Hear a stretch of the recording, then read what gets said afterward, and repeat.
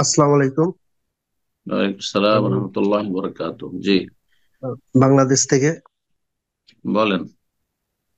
আমার প্রশ্ন হলো যে তারাবি সালাতে ইমামের পিছনে আর কি ফরজ সালাতে নিয়ত করা যাবে?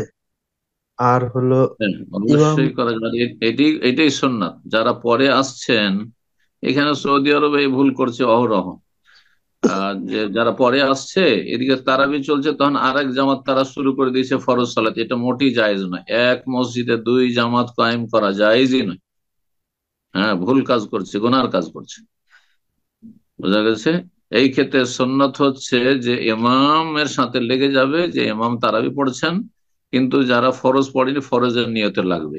যখন ইমাম 2 রাকাত পড়ে সালাম ফিরে দিবে, তখন বাকি 2 রাকাত তারা পুরো করে নিবে। আর পুরো করে নেওয়ার পরে তারপরে যখন ফরজ পুরা হয়ে গেল, তখন তারাবিতে লাগবে। যতটা তারাবি ইমামের সাথে পেলো পেলো।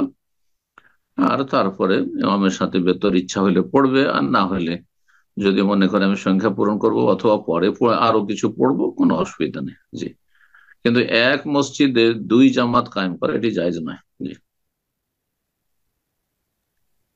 জি, ব্রাদার তারাবিতে জুয়েল। করে দেবো। এখানে আরেকটি বিষয় স্পষ্ট করি। সেটা হচ্ছে যে নফলের পিছনে বা সুন্নতের পিছনে ফরজের ইক্তেদা জায়েজ রয়েছে। এটি ইমাম শাফি, মালিক, আহমদ, আহলুল হাদিস, সালাফি, মুহাদ্দিসিন সমস্ত আলেমাদের কাছে একমাত্র একটি মাযহাবে নফলের পিছনে ফরজ পড়া জায়েজ নয়। কিন্তু তাদের এটি কিয়াসি, হ্যাঁ, যুক্তিওয়ালা ফতোয়া, হাদিস বিরোধী ফতোয়া। তাদের যুক্তি কি, যে ইমাম নফল পড়ছেন বা সুন্নত পড়ছেন, তো ইমাম দুর্বল। আর আপনি যেহেতু ফরজ পড়ছেন মুক্তাদি হয়ে, তো আপনি হচ্ছেন বেশি স্ট্রং।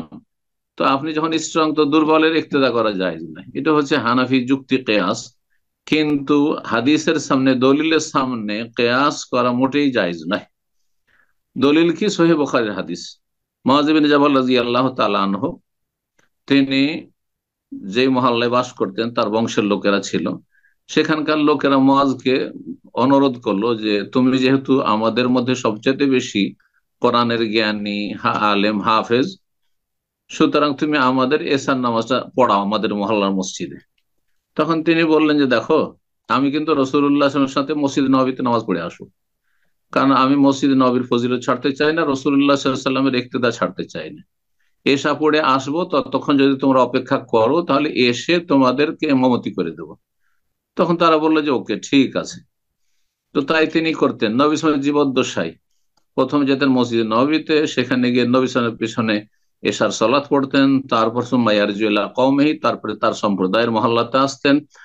ফায়াউম্মুহুম, তাদের ইমামতি করতেন। তার তার প্রথম নামাজটি ছিল ফরজ নামাজ নবী সাল্লাল্লাহু আলাইহি ওয়াসাল্লামের পেছনে। আর দ্বিতীয় নামাজ নিজের মহল্লায় এসে, সেটি তার নফল, তিনি ইমাম। আর তার পিছনে মুক্তাদি, যে আত্মীয় স্বজন মহল্লার, তার বংশের লোকেরা, তাদের নামাজ ফরজ ছিল। তাহলে ফরজ পড়নেওয়ালা লোকেরা মুআয ইবনে জাবালের নফলের ইক্তেদা করেছেন। সুতরাং তারাবি সুন্নাত, ইমাম সাহেব তারাবি পড়েছেন, এই সুন্নাতের পেছনে ফরজ পড়নেওয়ালা ব্যক্তি ইক্তেদা করতে পারবে। এই দলিলের আলোকে কোনো অসুবিধা নেই। বারাকাল্লাহ ফিক।